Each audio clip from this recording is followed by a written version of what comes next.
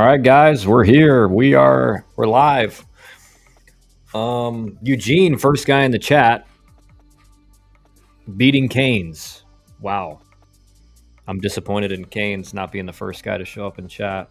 He's slacking a little bit. I think we got some more people vying for the spot of most dedicated chatter now. You still got a long ways to go, Eugene, to catch up to Canes. But you're doing a good job. I noticed that you're trying to be the first commenter on all my YouTube videos too, so I appreciate that.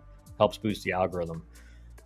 First off, guys, before we get started, I was looking at the analytics of our YouTube channel, and it's something crazy. Like 90% of the viewers who watch my videos and our videos with all my guys with Elite Sports Advising are not subscribed to the channel, which means we're getting close to like 2,000 subscribers on YouTube, which means essentially we should have like 10.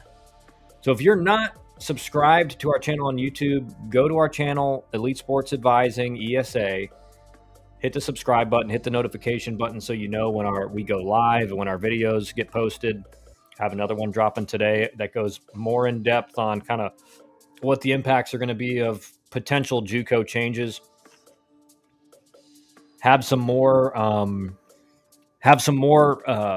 reactions to these changes, and again, still a lot of people out there that think that this is like a done deal and everything like that. So we're going to get into that.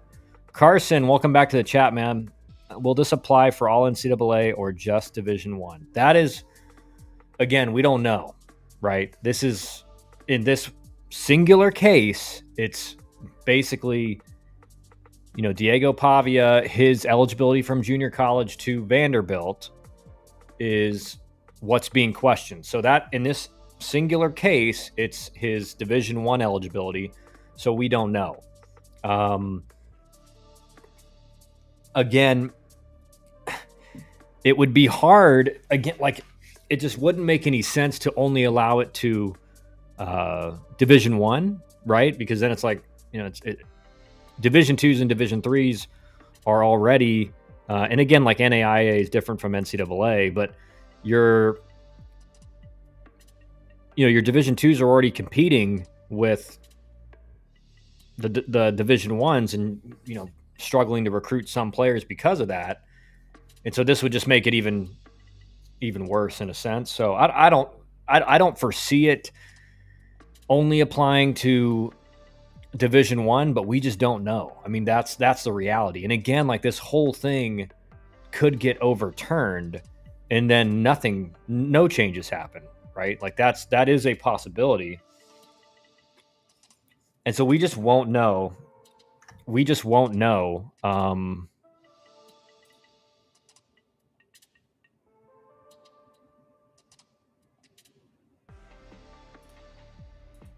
Until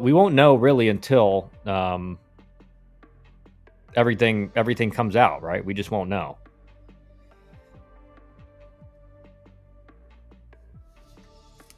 So we're gonna give it a few more minutes for people to join in.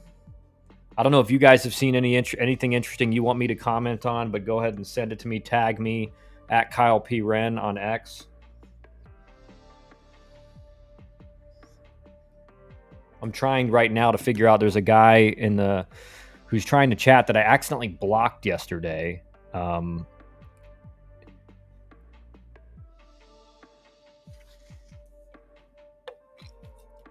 That I accidentally blocked him, and I'm trying to figure out how to go to. It should be relatively easy, but for some reason I can't figure it out.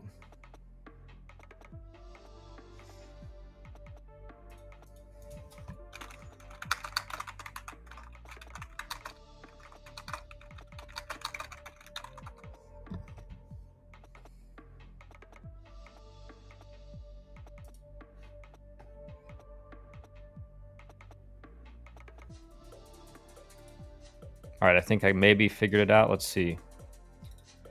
I think I figured it out, guys.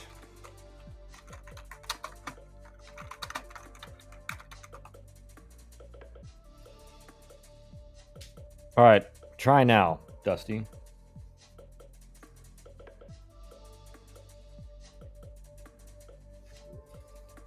And then we will get this thing on the road. We'll get this thing moving forward.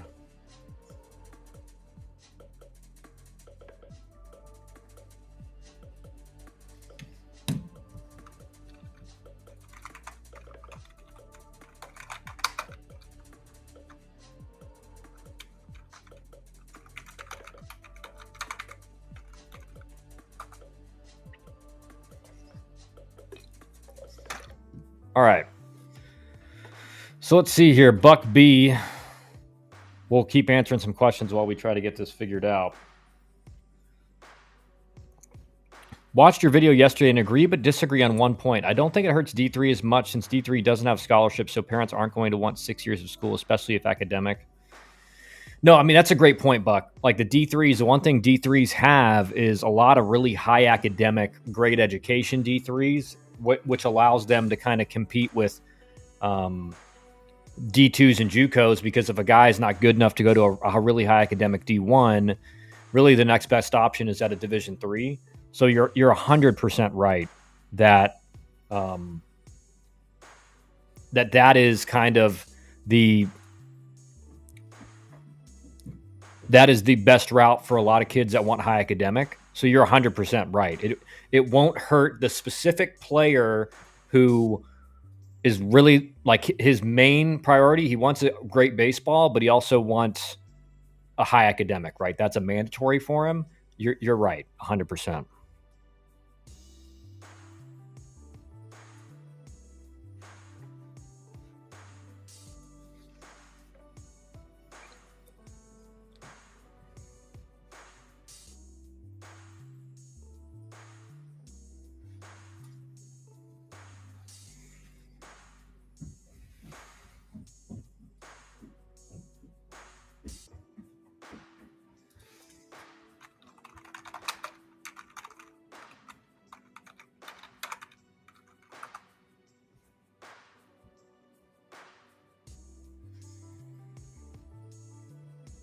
But Buck, that's a great point. I think, and a lot of people don't realize that there's a lot of really good, like the high academic D3s. Like thinking about in just in Atlanta where I'm at, Emory, which is a top tier academic school, has a great baseball program as well. So you're right. I do think again, you are still going to be taking those players that would have considered. Maybe they want high academic, but again, their main goal is trying to get high level of baseball as possible and get to play and get that experience. Those guys may get maybe going JUCO now because they're just way more incentivized to go JUCO with not losing eligibility.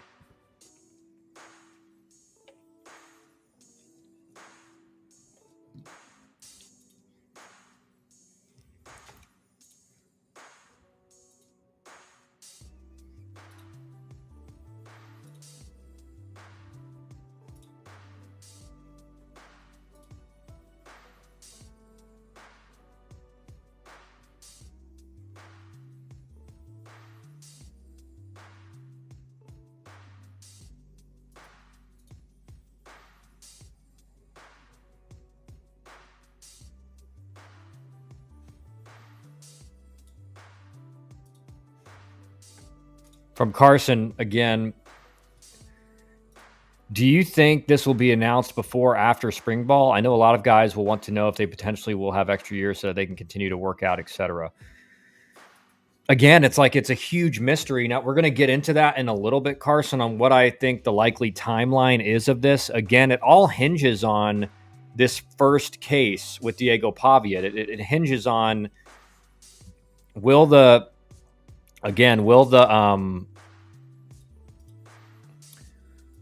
how much will the NCAA fight it? Stuff like that. We don't know essentially how much they're going to fight this, right? We don't know how much they're going to fight it. And so again, the issue is if the NCAA decides to fight this head on, it could be over a year from now, right? It could be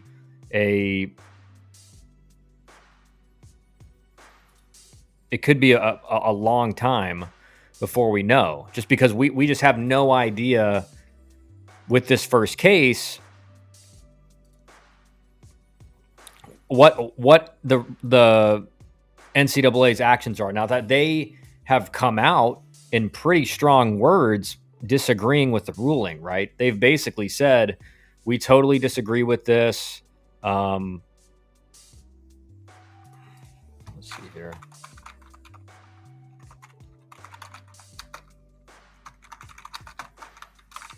I'm trying to unban one of my guys here that I accidentally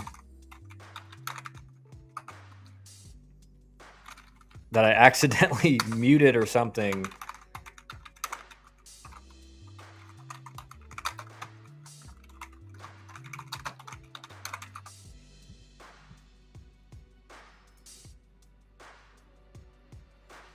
So we'll see. I don't know if I'm gonna have to figure that out, but we're gonna get into it here soon, guys. Just kind of the stuff I wanted to go over again. Carson, it's a great question about what's the time frame. I do have time frames in mind, and I guess we can kind of get into that now. My thought process is it's basically there's one of two outcomes, and one is the NCAA maybe fights it for a little bit, but it just doesn't look like they're going to win. And the problem is, if a bunch of people all of a sudden start filing suit like Diego Pavia and trying to get a waiver for extra eligibility because of the Diego Pavia ruling, then all of a sudden there's hundreds of cases all of a sudden that the NCAA doesn't want to fight and spend the money to fight them. And then all of a sudden they have to go with it, right? And if that's the case, I do think a ruling could be made maybe by the end of the spring season, by the end of this spring semester that's coming up in college. From the NCAA's language and ruling,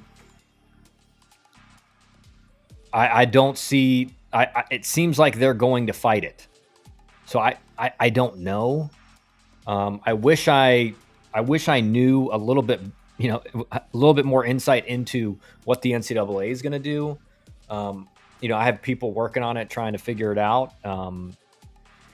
Guys in compliance offices and everything like that, but we won't know until we hear some more news, right? Because we're 2 days in. All we know is that this is a unprecedented ruling that, like I said yesterday, guys, a lot of baseball players, a lot of players in all different sports, just 7 or 8 months ago were trying to get these waivers through, and they were denied, right? Guys that were trying to return in college baseball instead of go pro, maybe they didn't get, weren't getting the attention professional baseball that they wanted, or weren't going to get drafted as high as they wanted. And they're going to get NIL money if they came back. So they're trying to get that waiver figured out. And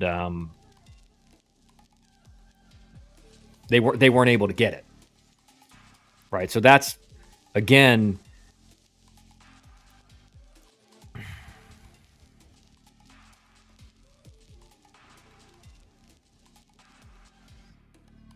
that's the issue at hand.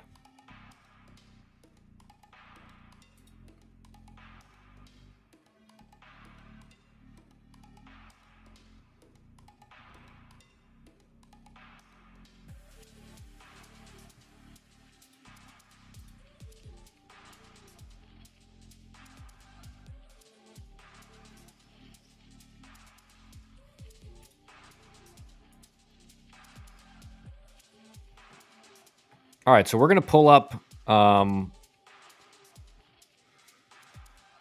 of the first things I wanted to look at. There's a lot of, so we got Steve Sarkeesian, head coach at Texas. Everyone knows, right? Everyone knows who he is. We're going to look at what his response was to this, guys. Let me zoom in a little bit here so you guys will be able to read it.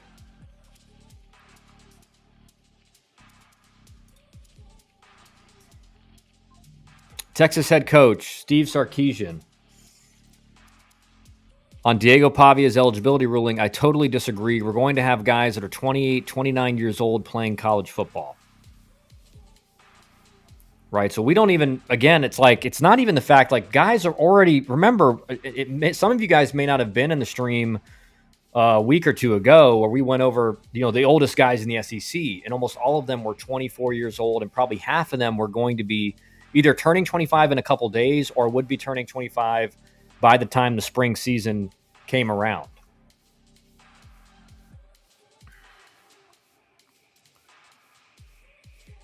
And so you add this, again, like if some of those guys played 2 years at JUCO, now they got eligibility until they're 27. Eugene coming with the absolutely.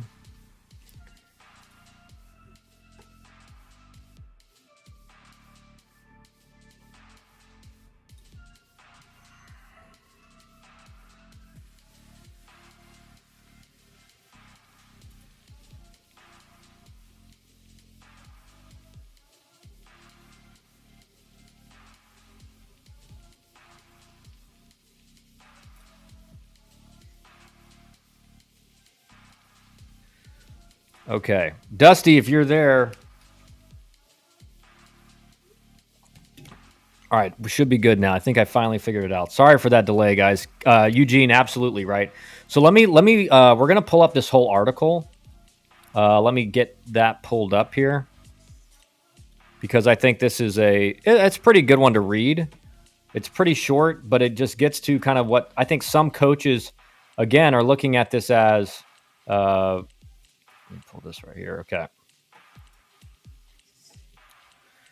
The U.S. District, we already know this decision was made, right? Now, one person who has come out against this decision is Texas head coach Steve Sarkeesian. The injunction that Pavia was granted argued the NCAA's redshirt rule for junior college or JUCO players violates antitrust laws. Thus, he will be able to play in 25. However, former JUCO player himself, Sarkeesian, clearly sees issues with this process. I totally disagree with the determination on this. We chose to go to junior college football. That's where we wanted to start and play our careers. So I don't understand it at all. We're going to have guys 28 to 29 years old playing college football. What's the point? I don't get it. I don't understand it. I totally disagree with it. So it goes into Pavia's career here, right?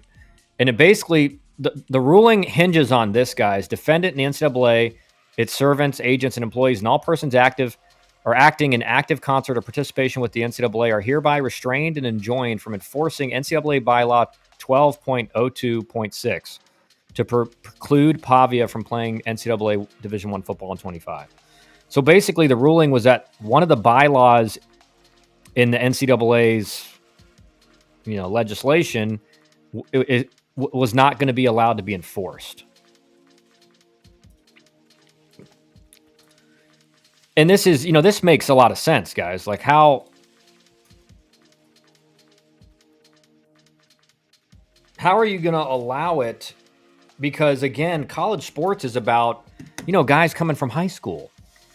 And if you do this, like Sarkeesian says, and I do think the NCAA has ammunition in this fight, because what they're going to argue is, listen, the point of NIL was to allow players who are, in college to make money on their name, image, likeness. It was the point was not to allow people to stay in college for 20 years and make as much money as possible, right? And because if you're going to allow all these kids to have extra years of eligibility, and there's a lot of guys getting extra years of eligibility who didn't go to junior college, right? They're getting waivers for all kinds of different things. And so this is going to take spots even more away from high school players. Because if you have guys with extra year or two of eligibility, and again, I brought it up yesterday, guys, but think about the guys who are on college baseball rosters right now who played at junior college for 2 years or 1 year. And let's say this ruling goes through and it's a blanket ruling that covers everybody. All of a sudden, guys, we saw this just destruction of the 25 class with the roster size changes, right? And everybody getting cut, decommitted. We called that a month before it started happening in late July. And you're going to see that happen again if this becomes the case. Maybe not on quite as large a scale, but you're going to see it happen again because schools are going to be recruiting for the 26 class.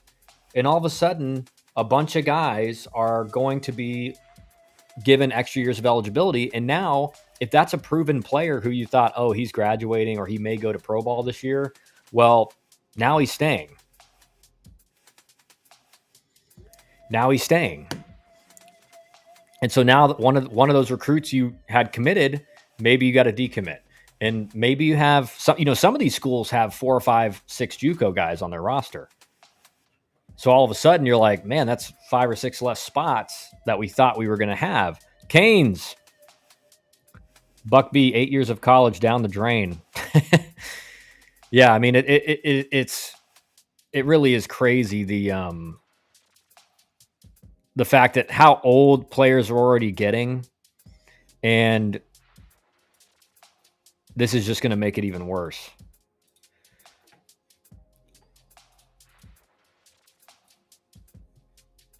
So from Tanner Rockwell,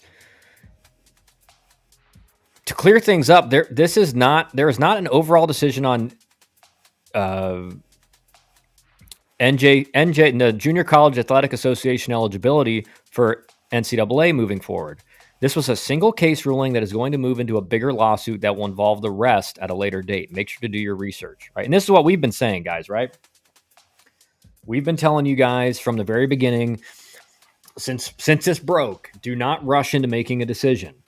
Don't think that this is there's so many people out there right now, and I saw it yesterday, I saw it the night before, I've seen it all this morning.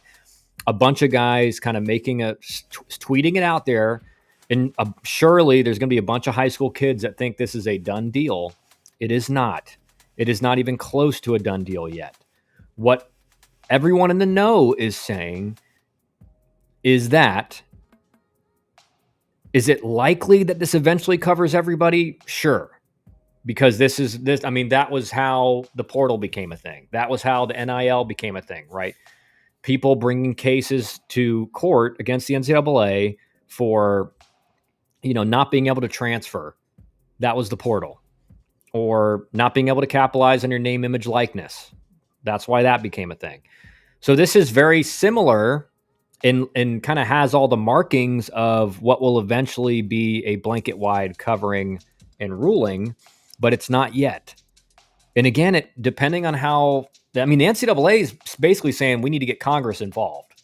So that to me means they're going to fight this tooth and nail if they're trying to go to Congress, because they feel like they're the underdog in court right now. The NCAA is. And that's a fact, right? That's what Kendall Rogers said in his article. It seems like student athletes and their representation have the advantage in these court cases because the judges seem to be more and more ruling on the side of the student athlete. So when the NCAA, and again, it could be just total bluff, but when the NCAA comes out and talks about getting Congress involved, to me, that's them saying we're not going to let this go standing down. I like this. This was a funny tweet from Matt Bomisel. I'm probably not saying his name right. 5 years from now in Omaha, on the mound today in this national championship game is Dr. Mikey Schmidt. Stepping into the box is Jimmy Gonzalez, PhD. Yeah, and someone brought it up yesterday, and it's a good point. I mean, there's downsides and negatives to this. The negatives are, if you're not a full scholarship type athlete, you're going to be paying an extra couple years of tuition and fees and room and board and food, everything. But the flip side of that is that it may allow guys to continue to play sports and get higher level education degrees like MBAs or start their doctorate or something like that. So there's negatives and positives to this, but again, it's like, I don't think college sports was never intended to have you playing for 8 years. And we've seen guys in football already that are like 30 years old and still playing college football because of a lot of medical red shirts and eligibility waivers that were granted. From Connor Reynolds.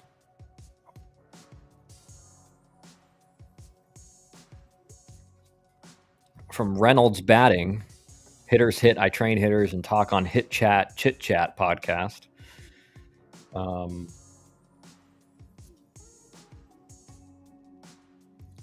He says, this is crazy, not in a bad way, or maybe. High school grads have 4 options. Not play. Okay. JUCO doesn't affect NCAA. NCAA, NAIA, 4 years, or drafted. Post-grad academies will die unless they pivot and gear towards players skipping school for the draft.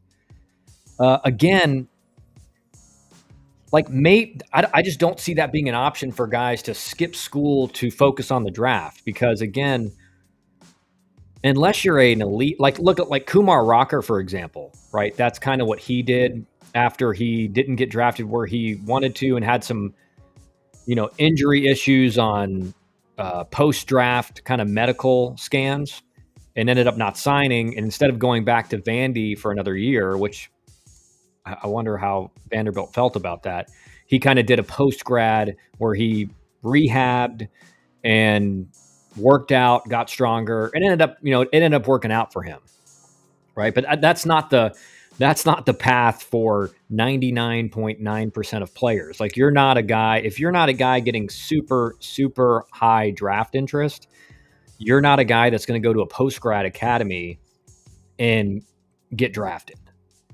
because you're either a stud out of high school that gets drafted and you get drafted high enough and offered enough money where you sign. If not, it's no longer about, in a way, it's no longer as much about your projectability and your metrics, which it is way more about in high school, right? In high school, it's about you got to dominate high school competition, but that's not hard if you have elite stuff.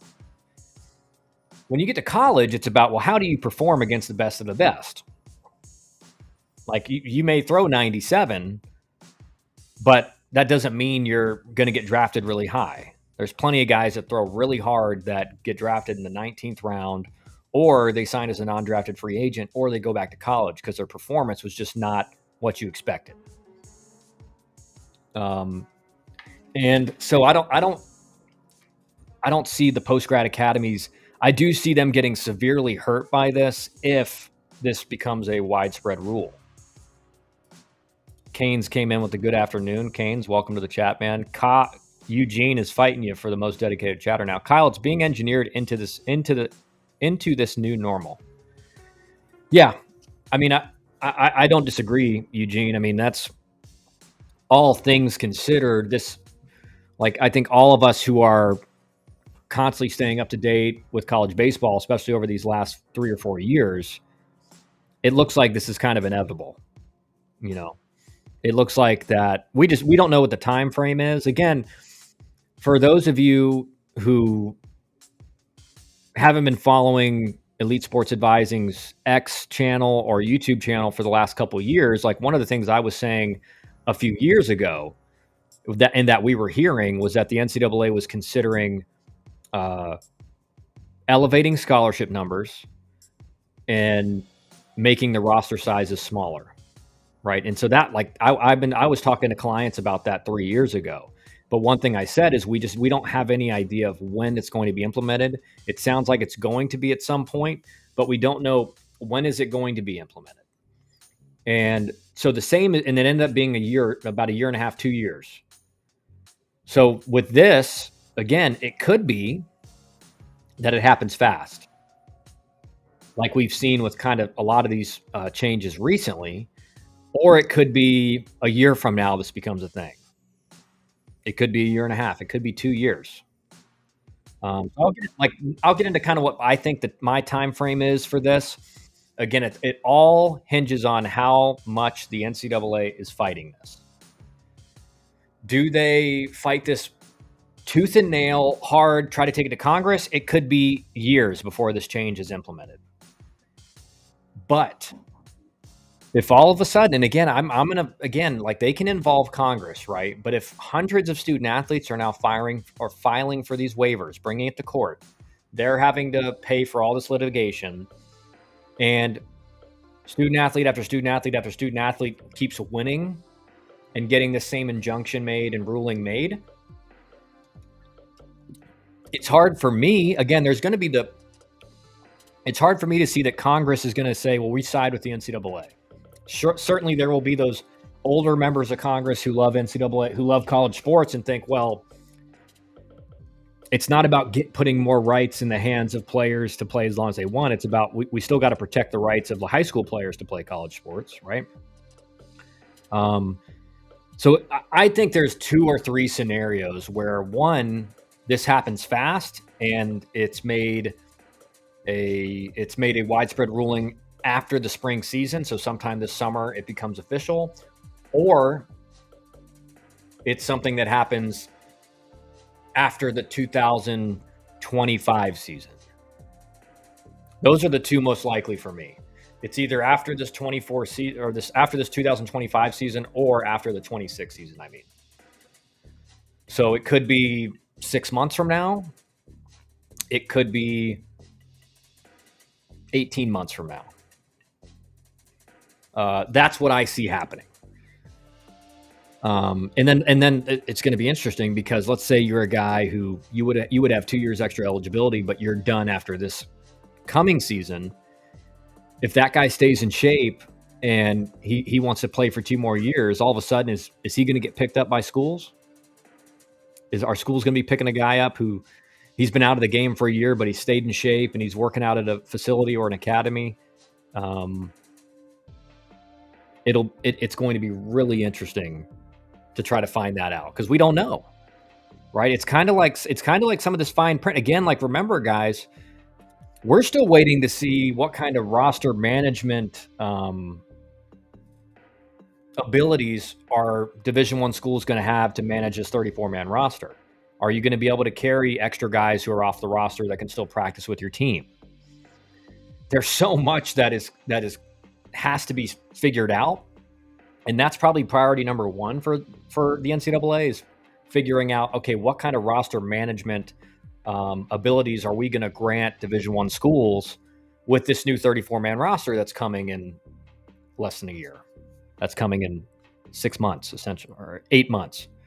And then now with this JUCO stuff, it's just making it way more complicated. So we'll go. Let's see what these rest of these guys are saying. This is from Jeff Moyer. Potential repercussions from the Pavia ruling could be deeper than we think. Legal precedents for eligibility rules. If Pavia's case is successful, it may open the door for more legal challenges. We already know that, which could weaken the NCAA's authority. And that's why you see the NCAA invoking, we're going to take this to Congress, right? We're going to take this to Congress. We're going to take it to Congress, because they feel like they're losing their authority. They're the governing body of NCAA, but it seems like whatever rule they make keeps getting overruled by the court systems. So at some point, they're like, we got to keep our authority as the head of the NCAA and the people that set the rules and set the guidelines. If we're not allowed to do that, if every time we set the rules, the court just comes and overrule us, we don't really have any power. So we're going to have to go to Congress to get something ratified to make it to where our rules stick. From Jack 17. Jack, welcome to the chat, man. So will more high schoolers go NAIA? Well, I don't think so. Unless NAIA is granted the same eligibility, not applying to NCAA as junior colleges potentially going to get, right? None of this is in stone yet. And that's why what I'm mainly trying to do in these next couple of days is just establish with everybody that this is not an overarching ruling yet that's official, because a lot of people on social media are saying it is, and it's not. Is it likely that it eventually will be? Yes, but it could be 6 months from now. It could be 18 months from now. We don't know. But if it does become a ruling and NAIA is not given the same ruling about their years not counting, then I see less people going to NAIA, more people going to junior college. But good question from Bill. Bill, welcome back to the chat, man.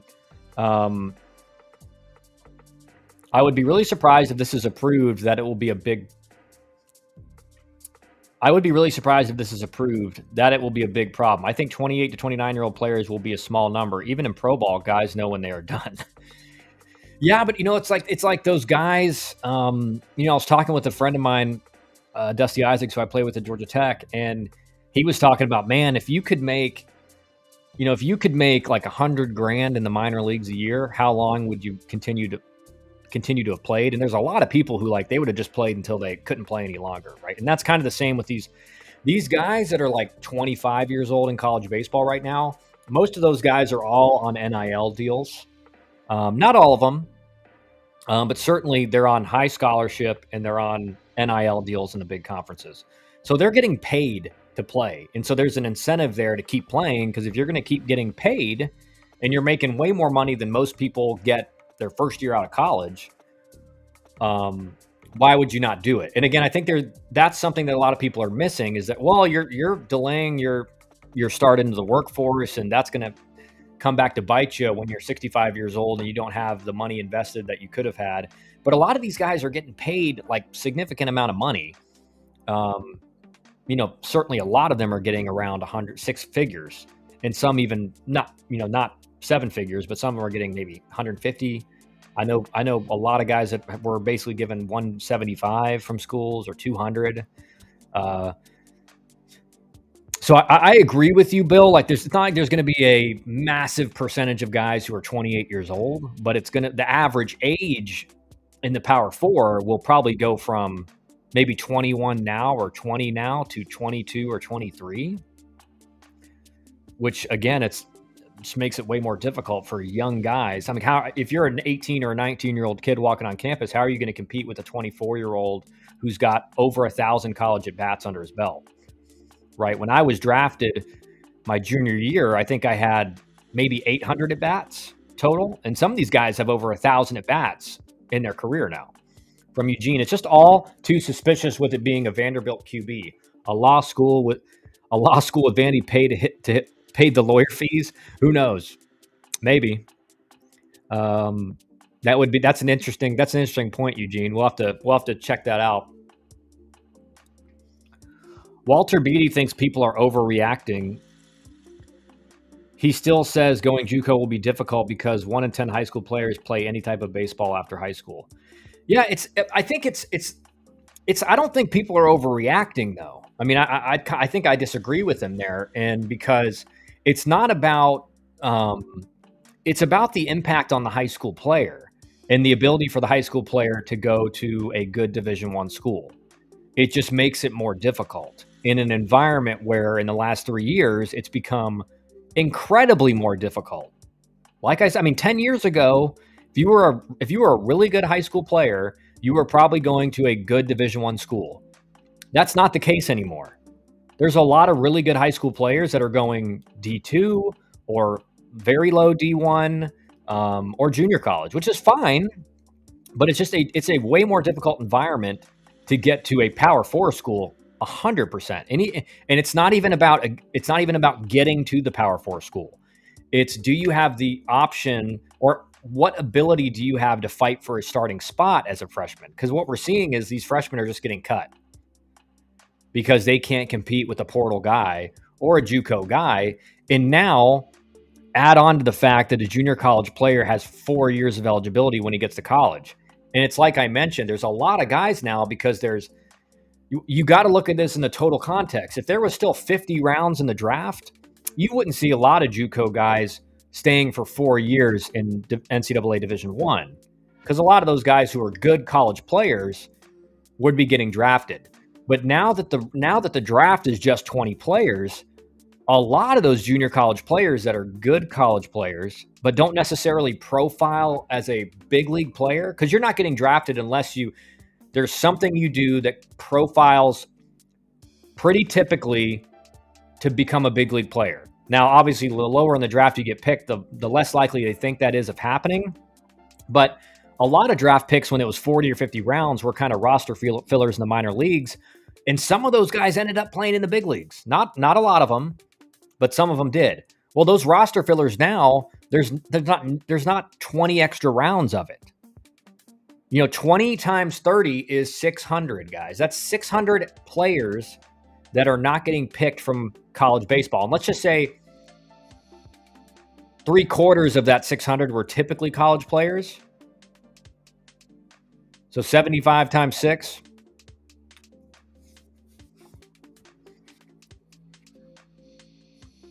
I mean, that's over 400 players that are sticking around in college baseball that in years past were gone.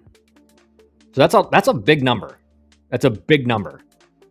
And now those guys have 2 extra years of eligibility. So they're sticking around for a long time. It's just, I don't think people are overreacting. I think I disagree with him there. I understand what he's saying. Like high school players, it's going to be way more competitive to get to junior college. So there are going to be a lot of players who maybe typically would have gone JUCO who will have to go to a lower level. Bill Wallace, yep, good point on the money. I didn't make crap in pro ball. Yeah, me either.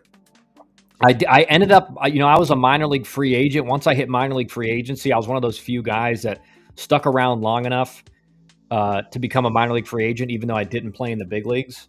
So I did get a pretty good, I did make pretty good money with the Reds my last year per month. But I mean, yeah, before that, I mean, you're in AAA making what, like, you're making like $3,000 a month before taxes. I mean, it was rough. Canes, I disagree completely with him. He's looking at little Billy, who's 40 pounds underweight and a decent baseball player, not the top 2,000 players. Yeah. I mean, you're right. He's looking at it, I think, from the wrong perspective. It's about what I've been talking about for the last, 4 months is the Power Four is not a high school freshman place you want to be for the vast majority of players now. It's just not. And if this rule becomes a widespread ruling, it's going to make it even worse. It's going to make it even worse. And there's going to be a lot of players that just don't play, that don't make it, because there's going to be such a backlog of players. I mean, think about the COVID eligibility guys. Think of how backlogged everything got because the COVID players got 1 extra year of eligibility. Think of that effect that it had on roster management and recruiting and everything. Now times it by 2 because these guys from junior college are getting 2 extra years. And then when it becomes the norm to go JUCO first, it's going to be even worse because, a way higher percentage of your rosters in the Power Four are going to be made up of JUCO players, because why wouldn't it be? You get a stud player or a guy who's a really good contributor and he has 4 years of eligibility still, right? You're taking away one of the few advantages a high school player had, which is that when he gets to campus, he's got 4 years of eligibility. That's not the case anymore. That's not the case anymore.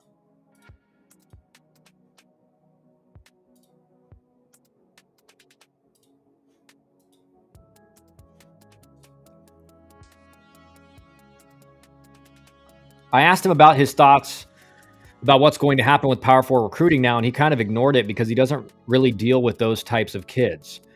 Yeah, I mean, and I think I think Walter's really good, right? I think he talks and he's really good about getting news out there. Again, it's like everybody in baseball. I think it's like people think everybody should either agree or disagree. And if you disagree about one thing, like, oh, you hate that guy or whatever, I like a lot of the stuff Walter puts out. That doesn't mean that I agree with him 100% on everything. And I think from what you're saying, I disagree with him on this.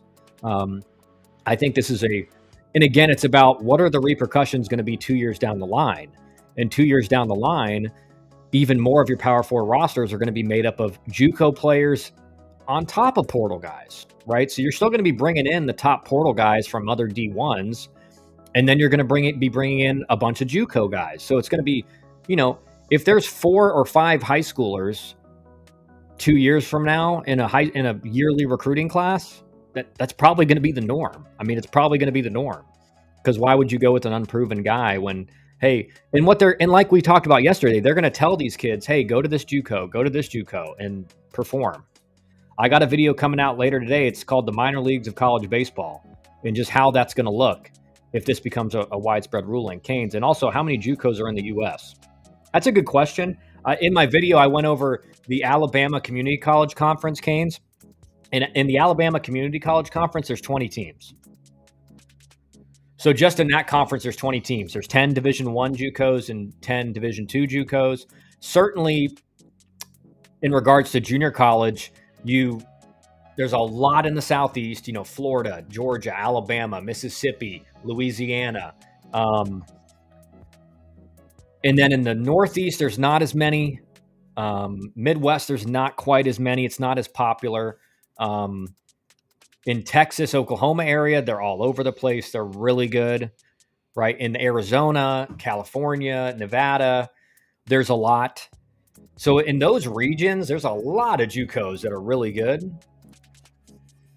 So because that's what some people have said, well, there's not that many JUCOs out there to do it. It's like the problem is it's not about, first of all, there are a lot of JUCOs.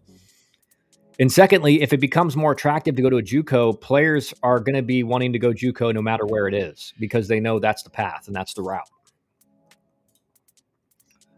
Michael Nottam, I think it's important to remember the NCAA is 100% responsible for getting it to this point. 100%, Michael. Great comment. The NCAA has done all this to itself. And one thing I always say about the NCAA is they're not good at looking at downstream consequences, right? They're not good at thinking, all right, what are going to be the downstream consequences? Because with the portal, it was, well, let's give these guys who are sitting the bench the opportunity to transfer. I don't think they foresaw a large number of players transferring after, like Tommy White, who had one of the best freshman years ever, started every game at NC State and transferred to LSU. They didn't foresee that happening. And then you combined it with NIL, the transfer portal just became free agency for the top college players. And so the NCAA, 100%, like them doing this has brought this on themselves. BA, welcome back, man. Parents of high schoolers with D1 potential are going to have to be extra savvy / guarded when getting D1 recruited, especially with December 1st cut timeline. 100%. I mean, again, if you're looking for help in recruiting, guys, scan this QR code, fill it out. We'll meet with you and talk about what we do. And that's one thing we do, BA, is kind of just, we screen this stuff and give our advice on what we think. And it's becoming harder and harder to recommend a player commit to a Division I school. Doesn't mean we don't. And we work with a lot of guys who are legit Power 4 players. We have a lot of guys at SEC, ACC schools, but it's got to make sense and it's got to be the right fit.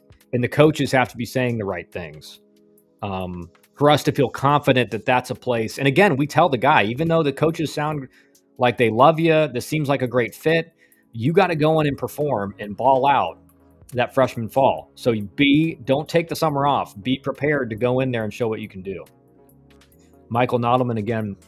If JUCO becomes the most attractive place for the level right below draft guys and starting lineup at Power 4, think about the money that is going to start funneling to JUCOs, TV, etc.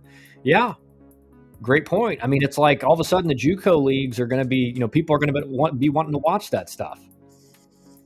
And you know what guys are going to do? They're going to tell guys, Power 4s are going to tell guys, go to that JUCO. As soon as you're there, we're going to offer you and you can commit to us. And so you're going to see a bunch of kids go to JUCO and like first 2 weeks of they're on campus, they're going to get offers from Power 4 schools and be committed, right? And it's just so, hey, you're probably not going to, and again, it's like, why would you not do this? It's just so we want to see you get at bats. You're probably not going to get them this year. You go here, you're getting at bats, you're getting experience, and then you're coming to us. Canes, he gives out incredible game. This is the first time I've actually disagreed with him about. I recommend him to a lot of my friends with kids. He recommends training weights, reps, no travel ball at 8 to 13. Yeah, I mean, well, from 8 to 13, you shouldn't be doing weight training. I mean, 8 certainly not. Maybe 13. What grade are you at 13? Are you like 6th grade? 7th grade? I don't know. 7th grade, I feel like you can start getting pretty serious. You can get in the weight room. I wouldn't push it too hard, but certainly when you're in 8th grade and then getting into high school, you should really be pushing the weights. I mean, that's something that I see across travel ball where I go to like a 16 or 17-year-old game. And again, I was one of these kids, right? I did not look physical at all. I just had elite speed, so I could stick out because of that. But one thing guys are not doing enough of is the weight training. and defensive work. I mean, defenses, you guys probably saw my video out about defenses, and it was pretty harsh, but it's like I go to games and sit with coaches during the summer, and it's like we just sit there and are rolling our eyes because the defense is so bad. And on top of that, the baseball IQ from these players, they overthrow the cutoffs. They don't know where they're supposed to go with the ball. When the ball's hit down the line in the outfield, the shortstop's not getting in line to relay. They just have no idea what to do. And so in college, when I got back to Georgia Tech and was coaching there, it surprised me. It really stood out how low the baseball IQs were, because things that were just kind of taught and everybody knew when I was going through travel ball in high school, you had to start from day one. You had to make the assumption that these guys had almost zero baseball IQ. And that's why when a guy like Drew Burress goes to campus, you're like, holy cow, this guy's a stud. It's not just because of his physical ability. It's because he really understands the game, knows what he's supposed to do and at bats and in situations. Again, a lot of kids they've grown up now as hitters where, hey, swing for the fences. Like hit the ball to the wall. And they come up with runner on third and no outs or one out and the infield's back. And they're not trying to have a team at bat and get the run in. They're trying to swing for the fence and they end up striking out and then the run doesn't score. Whereas when I was coming up and playing at Georgia Tech, everyone knew, hey, just hit a hard ground ball up the middle. Keep it in the middle of the field, and the run's in, your team's got a better chance of winning. Canes, in football, there's only 147 and half are in Cali, and the cost of living in Cali is huge, and getting student loans for out-of-state kids makes it very difficult for those Cali junior college. Well, junior college has always been very regional, right? So I don't think there's going to be a lot of kids from Florida or Georgia going to a junior college in California. There's a lot of junior colleges in the Florida, Georgia, Alabama area. And so again, there's, and a lot of kids right now are kind of against it, but as it becomes the number one path, way more will go, right?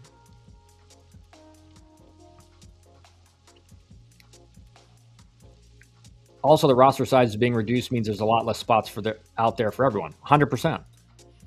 Welcome to the chat, Fuego. Mark Miller, I've heard Cali has its own JUCO league playoff and the JUCOs have stronger academically. Yeah, I mean, they all have their different conferences, and then what happens is they all end up with the Junior College World Series. The best from each region end up playing in that. It will be faster than you think. My opinion, it's already been written. The Pavia court case is the setup to move into this new normal. I tend to agree with you, Canes. I think that's probably, or sorry, not Canes, Eugene. I mean, I think that's probably the way what happens, right? But if colleges start committing JUCO kids without them getting an at bat, it's basically the same as the old recruiting model where you offer eighth graders and commit them and pray they develop. Yeah, but that's what it's going to be, right? That's I think that's going to happen. That's what you're going to see. You're going to see guys that are offered very quickly. And maybe it's not right when you get on campus, but you have a good showing the first 2 or 3 weeks in the fall, you're committed as a JUCO player. Dusty, I finally got you cleared, man. What have I missed? What topic are we on? We're talking about the impacts this JUCO ruling are going to have and how it's going to affect recruiting. I'm basically saying there's probably going to be a lot of kids that are told, you go JUCO. Listen, we really like you. We think you're going to be a stud, but you're not going to play your freshman year with the guy we have at your position. You go JUCO. As soon as you're on campus, we'll make you an offer. You can commit, and that way you're getting at bats, you're getting reps, and you're developing for this first year before you come here. Now, it's not going to be everybody that happens to, but I definitely think we're going to see that happen. And again, it's a commitment and it's offer. So like that offer, Canes, can be revoked. If the kid gets offered and commits, well, you wait and see. And if he starts failing miserably, you can revoke that offer before they get on campus. But it's a way of kind of locking down players that you think are going to be really good that you're not going to be able to utilize if they came to your Power 4 school as a freshman.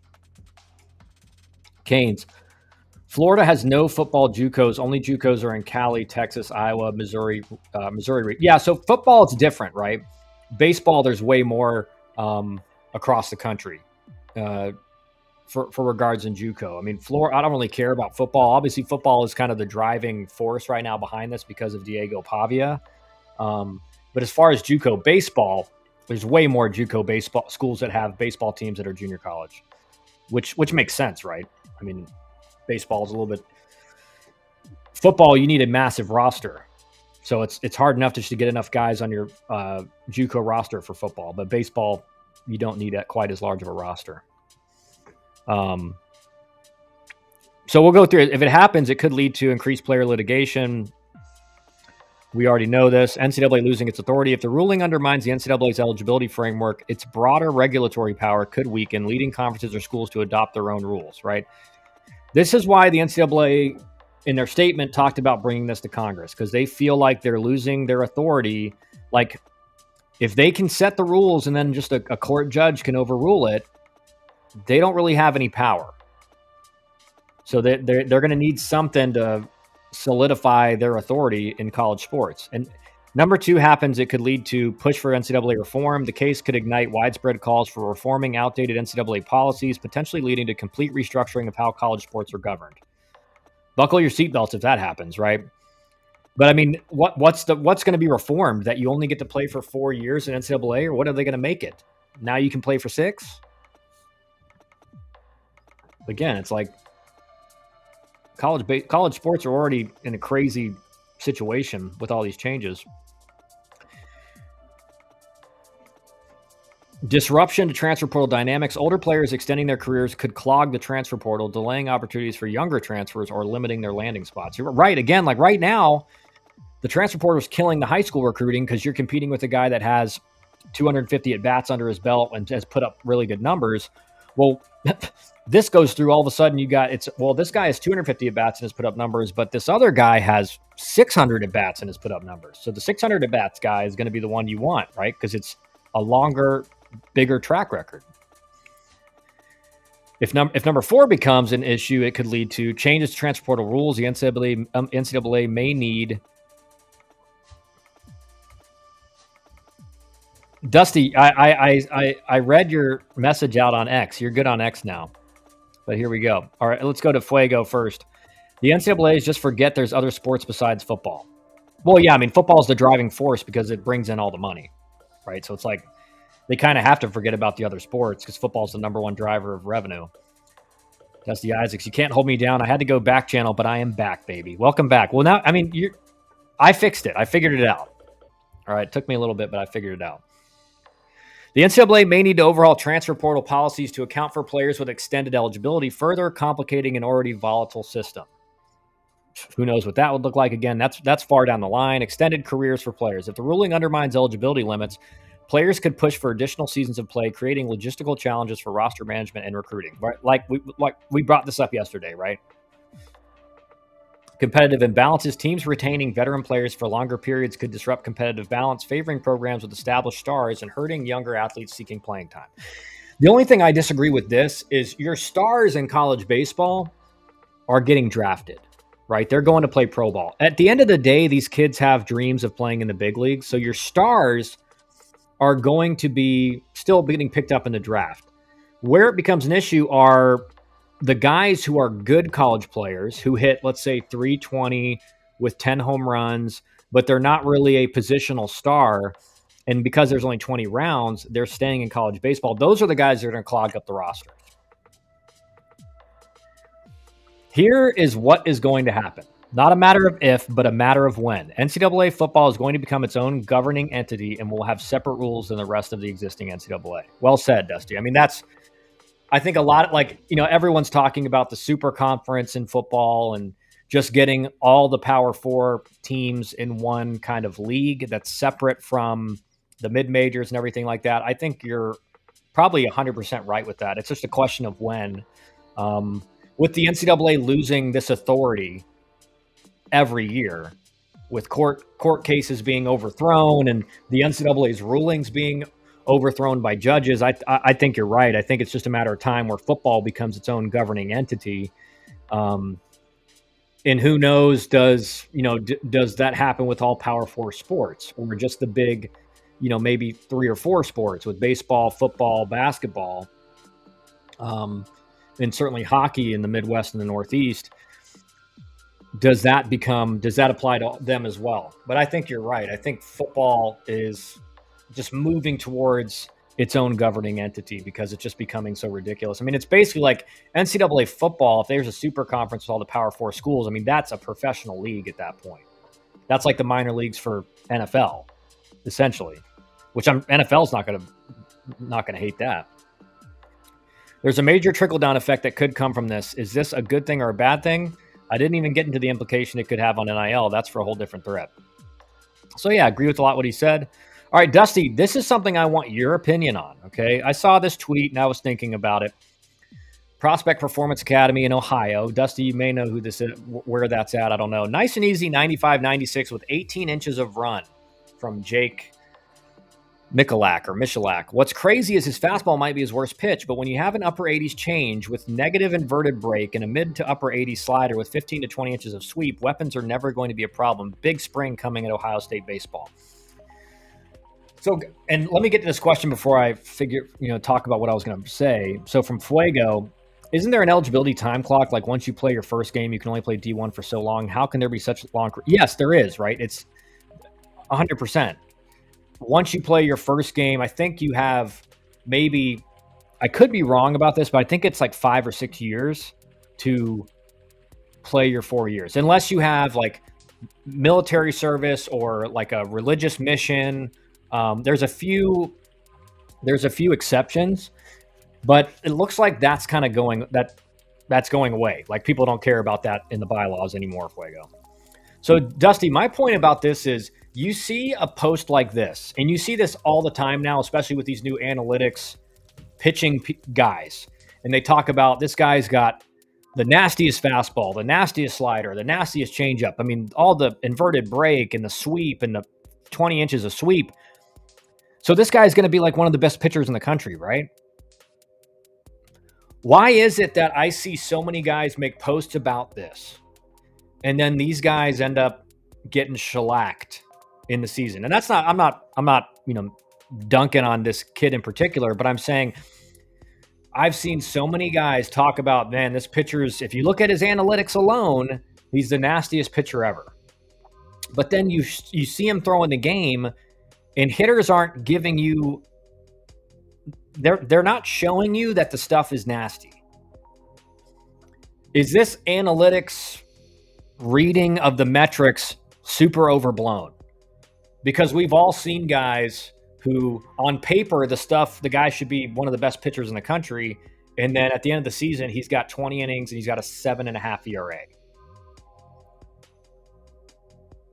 And I can't help but look at, again, there's so many. You look at every Power 4 roster, and you look at the way that some of the pitching coaches talk about the pitchers, and how they talk about the advanced metrics and the inverted break and the everything like that. And they're like, man, this is an unhittable pitch.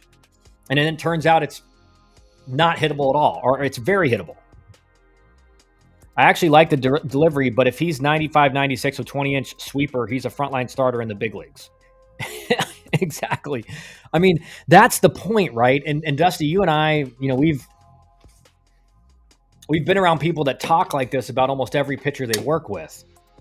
And it's like, this guy's cutter is like Kendry's, what's his name? The old closer for the Dodgers. Or Kendrick, or you'll remember it. Or this cutter is exactly this. There's only other cutter that has these metrics is Mariano Rivera. And you're like, we're going there? And then it turns out the guy gets shellacked in the season. Or this guy's breaking balls unhittable. I mean, the metrics are just insane. Or this fastball is unhittable. And then you get in the game and it's like, why are college hitters? And this is the point, I guess, Dusty, is Kenley Jensen. Yeah, Kenley Jensen. Why is, if this guy has, like, based on the metrics alone, if this guy has big league metrics type stuff, why are college hitters dominating him? Why are college hitters raking it? Right? Something's missing here. Something's missing there's some disconnect between, well, the metrics say this pitch is like unhittable, and then your run-of-the-mill college player who's pretty good in the Power 4 conferences is raking it. When the metrics say, like you said, Dusty, he's essentially he's a big league front line starter with this kind of stuff. And maybe he ends up dominating, right? Maybe we follow up with this as we get into the spring and we see kind of how it is. But certainly a guy like this with this type of stuff based on the metrics alone, he should dominate at Ohio State, right? He should dominate that conference in the Big Ten. And so I think there is a disconnect between what some of these metrics say and the results you end up seeing. Because that means there's something missing if the guy has the best breaking ball since Josh Beckett, metrics wise, and he's getting lit up. Like one of Georgia Tech's freshman arms, I think breaking ball was like 3,200 RPMs. He was third highest at the draft workout. Well, what if that breaking ball doesn't seem to get the results it should this season when he's pitching for Georgia Tech? What does that mean about the metrics alone? It means there's something missing that we're not connecting. So here's another tweet. I think it's a little irresponsible for coaches to use the Pavia court ruling to say college athletics will change for JUCO moving forward. We don't know that yet. This court ruling was for one player. Nothing has changed in any direction. Let's see what happens in the future. I 100% agree with Jonathan Grisham here. Again, like Eugene said, this is probably going to happen eventually, but certainly it's not responsible to be tweeting out, man, JUCO is the best route now. It certainly will be for most players if it becomes a widespread ruling, but we don't know that yet. From Dusty, so in reality, he probably works 90 to 94 with 20 to 25 command. The issue is there is no emphasis on old school teachings. How many times out of 10 can he hit down and away? Yeah. Right. This is the thing. I think when I see videos of guys throwing bullpens, it's like I'm watching how many strikes are you throwing in your bullpen? And a lot of these guys, they're not throwing hardly any. I watched one this morning where this guy did a whole bullpen, and I'm not kidding, out of 25 pitches, I think he threw 5 strikes. And I'm like, what are you working on? What are you working on if you're not trying to develop command with your pitches? And I think you're right about this, Dusty. That 95 to 96 is probably that guy's peak, like total peak. So he's probably sitting anywhere from 90 to 93 or 94. And he's peaked at a 95, 96. I mean, if he's sitting 95, 96 with that kind of stuff, right, you should be one of the best pitchers in the country. But that's the main issue is a lot of these kids in some of these big pitching facilities that are really popular on social media, you don't see a whole lot of them talking about command. It's all about developing the next nastiest pitch that has a crazy name, which is essentially just a slider with more downward break or something like that. This ridiculous movement kind of on pitching to name pitches that have been around since the beginning of time a different name and then act like you created it. A little bit much from my side. Dusty, from an eval perspective, can you go deeper into this? What are you and or college coaches looking for in command, things that aren't quantifiable? I mean, I think you're just looking, again, like talking with Zeke Pinkham last week. He's like, we're only recruiting you if you're a pitcher if you can throw 2 off-speed pitches for strikes. Like we need you to be at a certain velocity perspective.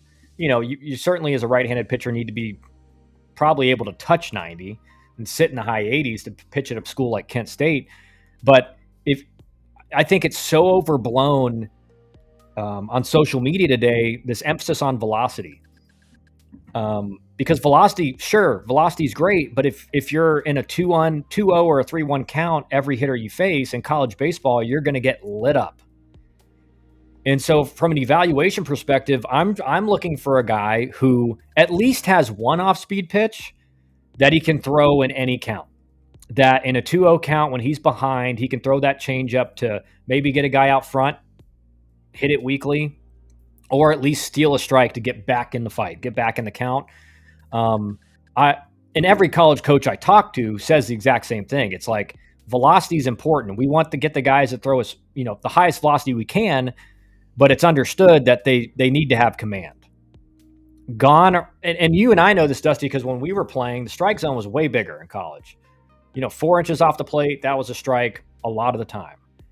Strike zone's a lot smaller now because we have TrackMan. The umpires are getting graded on it.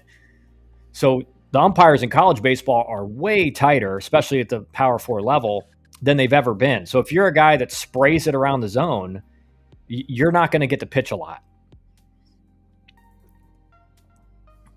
So again, you can quantify some of this. Like, what's your strike percentage?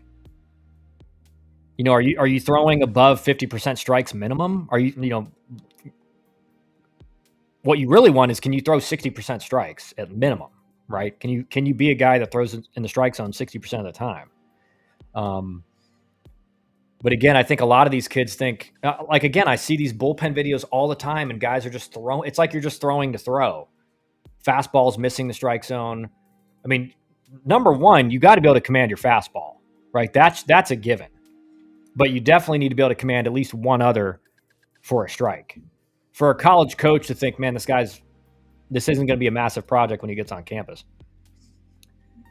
Michael Nodelman, there is nothing as good as watching a pitcher set up and subsequently destroy a hitter, locate and change speeds and shapes. Yeah, and that's another thing that's missing in college baseball, Michael, is, and I think Dusty would agree on this, is so many pitching coaches now are calling pitches based on the numbers, right? What does a guy struggle with? Where are his cold and hot zones? Instead of just watching the swings. Is he missing underneath? Is he late? Is he out front? Is he on plane with the breaking ball? Rule of thumb for me, watching a guy from the dugout on the side. There's two things you're looking for. Let's say you throw him a fastball, first pitch, he takes it. Next pitch, you throw a slider. He's way out front, so his timing's off, and he's not on plane with it either. He's missing over top, right? He's not getting down underneath the slider or the breaking ball. So there's a good indication you can double up that pitch, because not only is he out front, but he's not on plane with the pitch either. Now, let's say you throw it again. Let's say it's a 0-1 count. He swung and missed the first one. You say you throw it again. He's a little bit out front, but he's on plane with that thing. Like, he's made the plane adjustment. Don't throw that again. Don't throw that again. He's made an adjustment. He's just a tick out front. Not a good idea to throw that again. Throw a fastball top of the zone, change his eye level, or bust it in on him, move his feet, and then go back to the slider. Right? But a lot of coaches are not watching the swings. The hitters in college baseball especially, most of them will tell you what they can hit and what they can't hit based on their swings and how they react to pitches. But a lot of college coaches never played at a high level, and they're calling pitches. And, they're calling based on a spreadsheet, which you can get a lot of great information from that, but you still have to make an in-game adjustment when you're watching a hitter react to pitches. Right. And in so many guys, you can tell, he's way late on the fastball. Throw that again. And all of a sudden he looks like he's way closer to it. All right, we throw off speed. Right. It's the hitter will show you every time, almost every time, what he can hit, what he can't hit. And so if you're a pitcher on the mound, that's what you're trying to see. Michael Nodelman, 68%. Thanks for asking. Hey, that's solid, man. 68% strikes. But here's the caveat, Michael. A lot of guys in high school throw for a higher strike percentage than they will in college because the strike zone in high school is bigger. Right? These travel ball strike zones, some of these things are massive. You could run a bus through the strike zone. High school baseball, your normal school ball, strike zones are massive. Right, so you're throwing a pitch, and a lot of times you're throwing it 3 inches, 4 inches off the plate. It's a strike.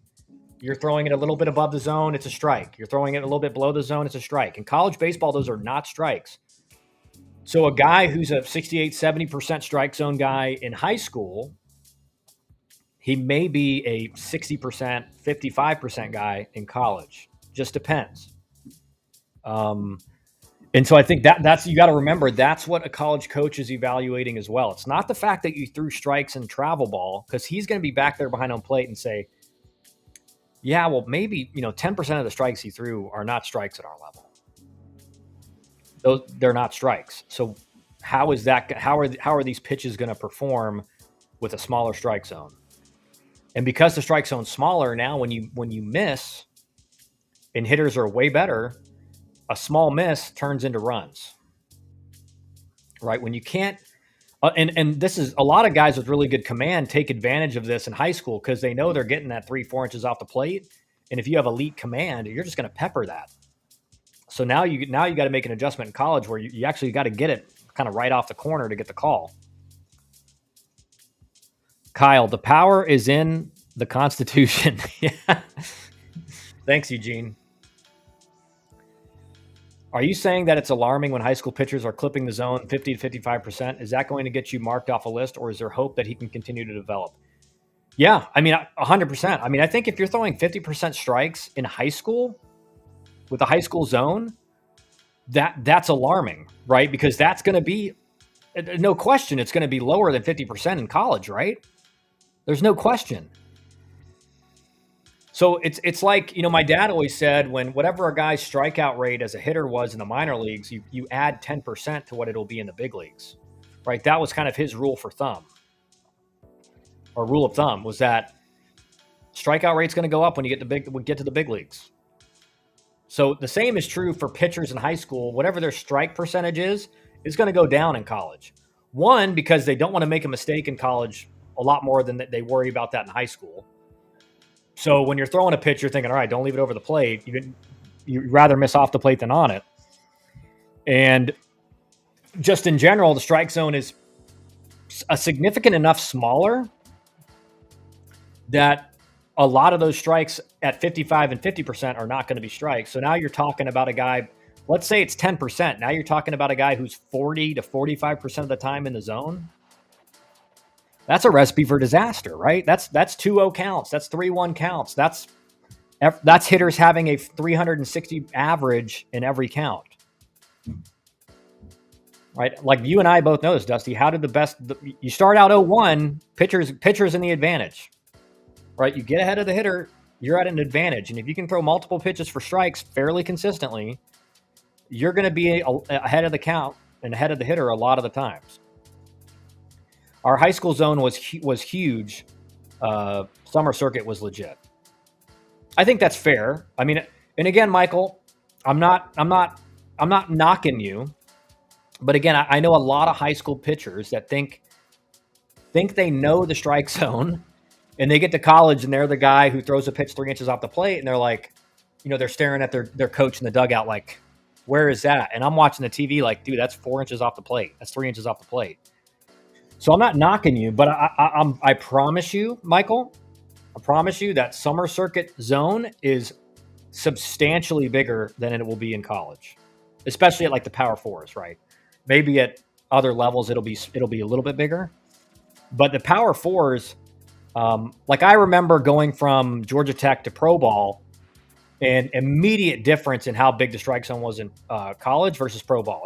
There was a big enough difference in A ball that I was like, man, the strike zone's way easier to kind of lay off close pitches. And then when I got to AAA, it was like, that ball's that far off the plate, it was a ball. I remember the first pitch I ever faced in AAA, it had to have been a hair off the corner, and I'm thinking, oh, it's 0-1, all right. I'm like, okay. And then he says, ball 1. And I was like, holy cow, this strike zone's a tin can. Dusty Isaacs, if we are an interested client whose son is a pitcher, should we be worried about your eye for pitching? Given your lack of experience on the mound, do you think you are qualified to put a grade on?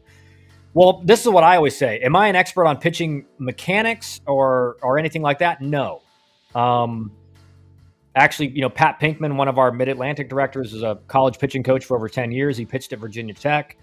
But I did play center field. And I do know as a really good hitter I know what pitchers need to do to keep guys off balance, what good pitchers do to get hitters out. And so it's a lot like what you're talking about, Dusty, whereas a pitcher nowadays has more analytics and more information at their disposal than ever before. What they don't get taught is, well, how do you actually get hitters out? Because what these kids think is, well, my spin rate on this pitch is this good. No one's going to be able to hit this, right? Or my fastball is at this velocity. No one's going to be able to hit this, right? And the problem is they get thrown into the fire in college and they don't really know how to pitch. And they don't have a feel for pitching. And they don't know what to look for in hitters. And so one of the things with my pitching clients, like Matthew Shorey at Vanderbilt now,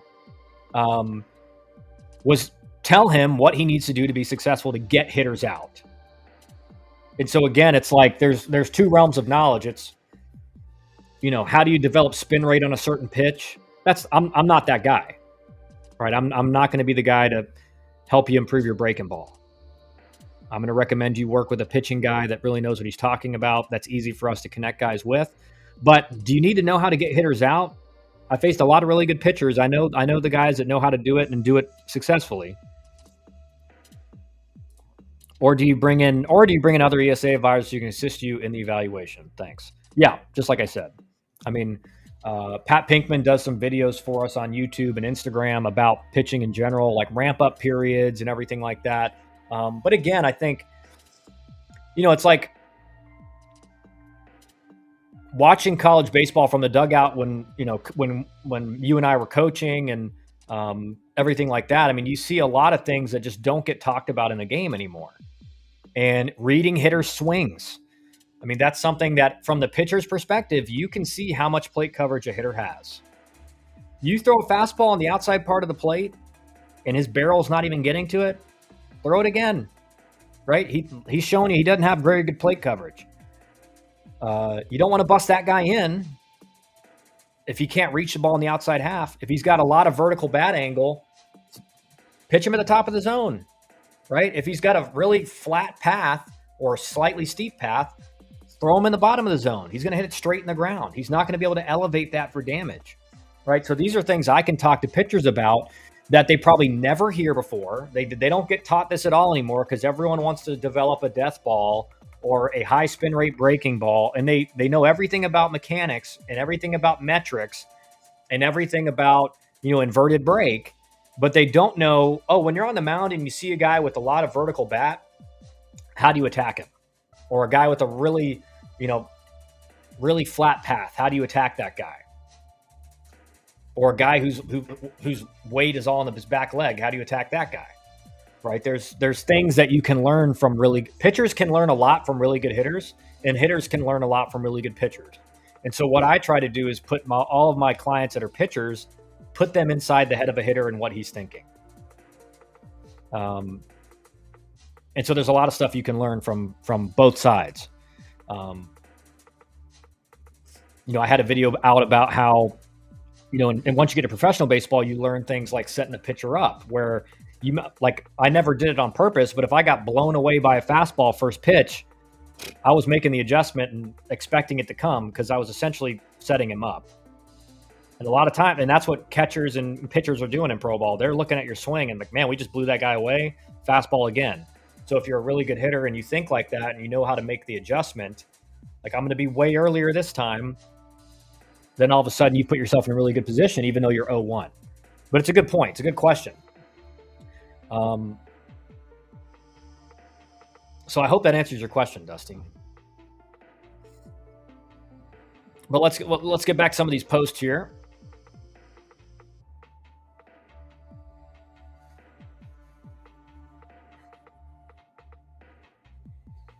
I think we talked about all of these. Okay, so let's see here.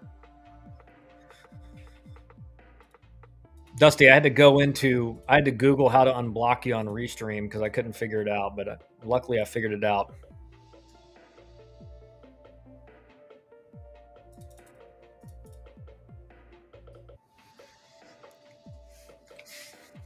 But I don't know if you agree with me, Dusty, but I think a lot of players in today's environment, all they care about is metrics. All they care about is their pitch package. All they care about is spin rate and everything like that.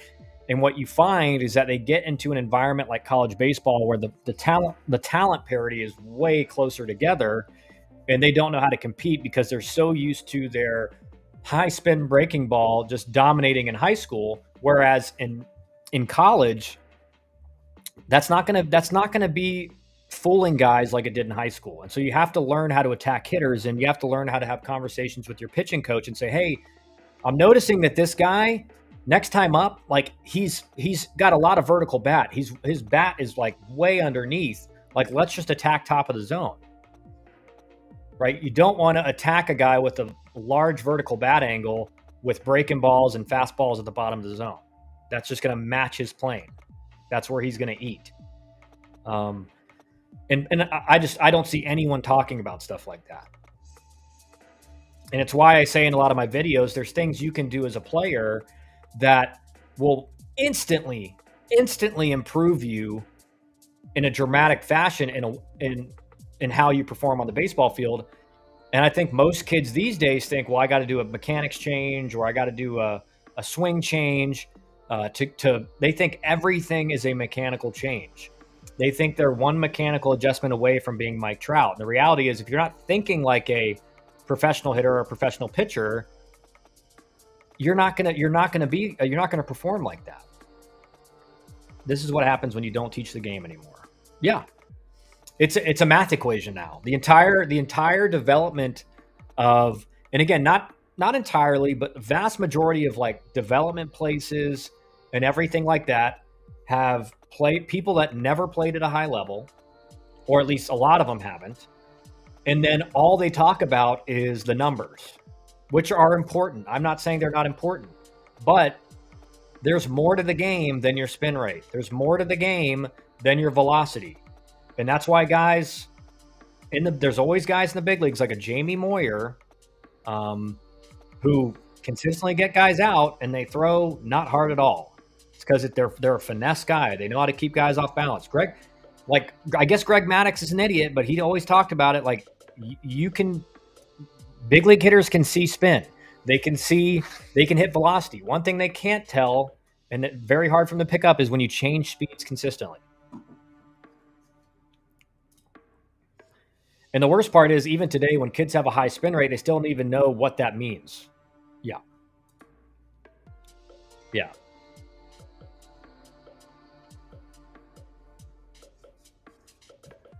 That's right. We got a few more minutes before we're going to call it for today.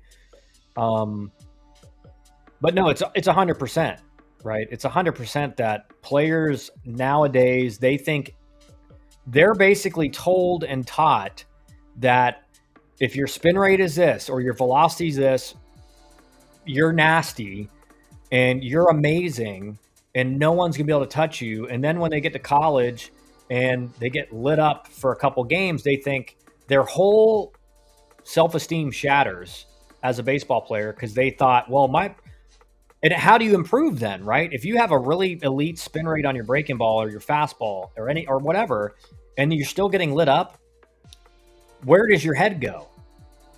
How do you improve then? Because the mental side of the game and the common sense kind of inside info part of the game that we're talking about that most people don't understand because they didn't ever play at a high level, they don't have anyone around them that can talk to them about that. Player development is in a really bad spot right now. I was talking to a current big leaguer last week, and he says there are guys in the big leagues that have never been taught sequencing, etc. So exactly, right? They don't know how to set hitters up. I'm assuming is what you're talking about, Dustin. They don't know how to set hitters up. They don't know how to, and again, like I think this is kind of like tunneling, for example. Like, you know, you throw a fastball at the top of the zone, or you throw a breaking ball way up out of the zone that falls in for a strike, and then you throw a fastball right off it. You may get a chase because all of a sudden they see a ball up there, or you're head 0-2 and you throw a fastball way up out of the zone, auto take out of the hand from the hitter, and then he sees that same plane come out of your hand and it drops in for strike 3. Dev Myler 1, welcome to the chat, man. Do you think TrackMan and similar products are to blame? It's not that they're to blame, right? Like, TrackMan and similar products are great for giving you objective information. The problem is, across the major leagues, across all of baseball, is we've kind of thrown the old school way of thinking about pitching and hitting to the wayside, right? You basically said, These old school guys have no idea what they're talking about. They can't bring you any value at all. Trust me, I talked to Major League Baseball coaches who are some of the best coaches in the game at either pitching coach or hitting coaches, who had Major League front offices walk into meetings and say, hey, coach, when our analytics guys come in and tell the players all the numbers, just nod your head, just nod your head in agreement. We don't need to talk about what your hitting strategy that you think it should be. We don't need anything of that. Just nod your head and go along with it. Right? Those are some of the best Major League coaches in the game who told me that story personally in 2019. So, like, across the game, in a lot of these analytics front offices think that coaches basically just like hang out and talk with players all day. That's all they do. They don't really bring any value, on-field value to players, which is like asinine, right? I would like to ask today's high school players, okay, your four-seam spin rate is 3,200 RPM. How does that translate? How are you going to use this as an advantage? For example, I saw a Twitter post talking about a sinker having a high spin rate, which is the opposite goal, right? It's like your best sinkers have like way lower spin rates than a four-seam, right? A sign of a good sinker is it's got a low spin rate, right, Dusty? Like, and this is the thing. It's like this idea that high spin rate is always good, no matter the pitch. Like your changeup is always going to have a low spin rate, and it should have a low spin rate. But a lot of these kids don't understand that stuff, and so all they see is, well, the higher the spin rate, the better, and then they're chasing the wrong thing because they don't have people around them telling them that. And again, it's like, okay, you got high spin rate stuff, but how, like you said, Dusty, how do you use this in your arsenal? What are the best ways to utilize this? Are there times against certain hitters and certain swing paths that the high spin rate fastball, you shouldn't throw it in a certain area? Right? And 3,200 RPM for your four seam would be ungodly. But it's a shame. It's a shame that, again, Dev Myler,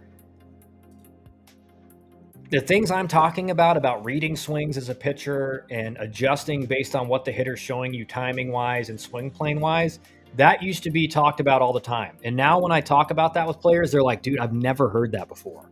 When I made a video about your approach at the plate. And it had an acronym of PLATE, pitch, location, action, timing, execution.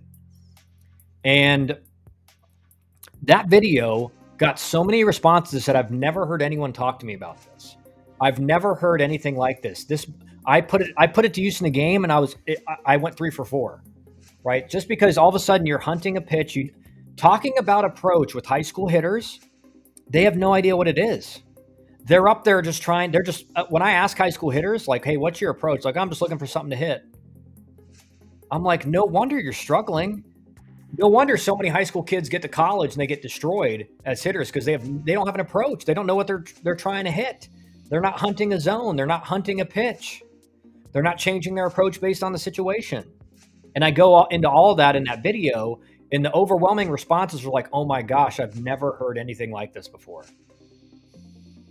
You still can't and will never be able to quantify deception. 100%. Like Dusty, I bring this up all the time. There were guys I faced that threw starting pitchers that threw high 90s to 100, and it looked like 91. It was the most comfortable 100 you've ever seen. And then there are pitchers who throw 91, 93, and it looks like 100. And so deception, 100%, that's something that the metrics really can't quantify ever, is, well, how does this fastball look to the hitter's eyes? And people that have never played at a high level will never understand that. They'll never understand that a hitter can perceive 100 miles per hour as 92 at the plate. Right? There's a guy, Frankie Montas, who's pitched in the big leagues for a long time now. You guys probably know the name. I faced him in Double-A. I think I hit 600 off him. I faced him in high A and Double-A. Raked him. Sat 100 as a starting pitcher. It looked like 91. No problem catching up to it. No issue putting the barrel on it. It was a comfortable, free at bat every time. as you probably said, a lot of kids chase analytics instead of learning how to win. Yeah, I mean, it's players have no baseball IQ. They don't know in what situation what their job is. They don't know in this situation with certain runners on, if I get a ball hit to me, where do I need to throw? You ask them what keeping the double play in order means, they have no idea. They have no idea. You're up by 4 runs, runners on first and second, single into center field. They think I'm hosing this guy at the plate instead of making sure you keep that runner at first from advancing to third, so you have a double play in order, right? Or you have multiple force outs. They have no idea what keeping a double play in order is, right? They just or it's a runner on first and it's a base hit, and they try to throw out the guy at third when they have no chance, and now the runner advances to second. Now there's no double play, right? They have no idea what that means because they've never been taught it.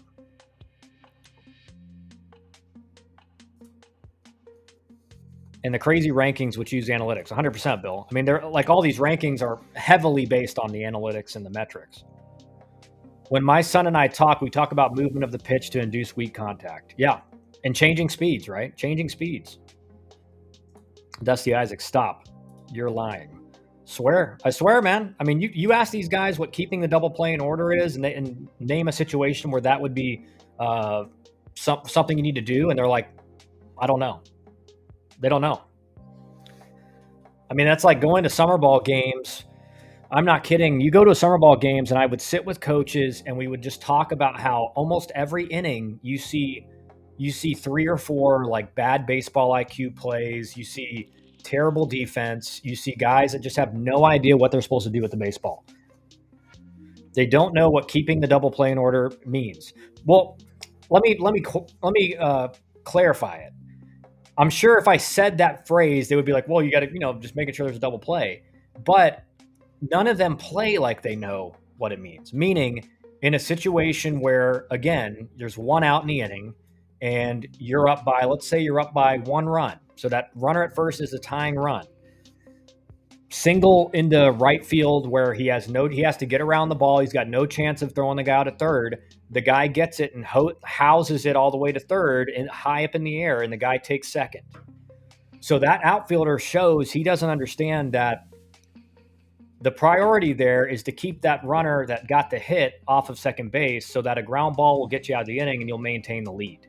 He just thinks, and it's the showcases that have caused this, he just thinks his job is to show off his arm for coaches. They would absolutely crap themselves if you asked what a double switch was. Yeah, I mean, that again, another aspect of baseball, of the strategy of baseball, and one of the reasons why I hated the fact that they got rid of the DA, or they got rid of the pitcher hitting in the National League. And so many of these like guys that think, well, I hate watching the pitcher hit, and it's not, pitchers get hurt swinging. It's like, yeah, like 1 guy a year. It's not exciting to watch the pitcher hit. And it's like, you don't really love baseball because the National League was where all the best managers were, because you had to actually have a strategy in place. When your pitcher came up and he's dealing in the 7th inning, he's given up 1 run, but it's a tie game, and there's runner on second and third and 2 outs. That was a decision to pinch hit for him. That was a decision you had to make as a manager. Or you decide to do a double switch to move the pitcher spot in the order up in the lineup, so now there's 9 hitters for the pitcher, but you got to go to your bench and bring a guy in. That added a massive layer of strategy to baseball, and it's all gone now. Like now managers are just basically managing a bullpen. That's it, right? They're calling for pinch hitters in certain situations and managing a bullpen. So it's all right. But we're gonna end it there, guys. Appreciate all the questions and stuff in the chat. Again, if you're looking for help in the recruiting process, scan that QR code, fill out the form. We'll meet with you, talk about what we do, see if it's a fit. And it is Friday. We're going into Christmas here coming up soon. So we'll be back with the streams again, maybe a few days next week. We won't be doing it, but we'll be back, and hopefully we'll have some more news about the JUCO stuff. But until